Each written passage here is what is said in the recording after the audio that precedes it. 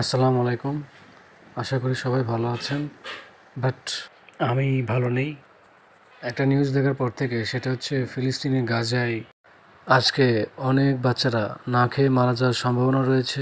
এই নিউজটা দেখার পর থেকে আসলে এত পরিমাণ খারাপ লাগছে, কষ্ট লাগছে, সেটা আসলে বলে বোঝানো যাবে না। বাট কষ্টের একটাই বিষয়, আমরা মুসলিম জাতি তাদের জন্য কোনো কিছুই করতে পারছি না। দেখেন, চীন বেধর্মী দেশ হয়ে কিভাবে ফিলিস্তিনে গাজায় খাবার দিয়েছে।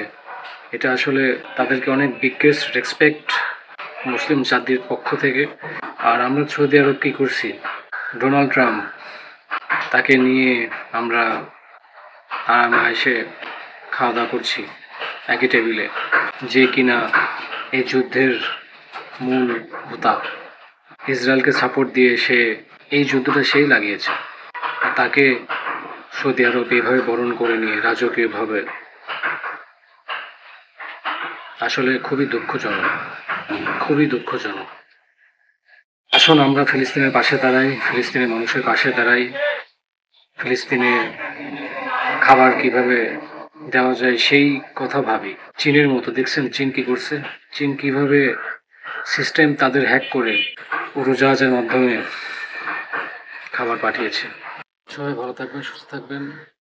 ফিলিস্তিনি ও গাজার মানুষের জন্য সবাই দোয়া করবেন।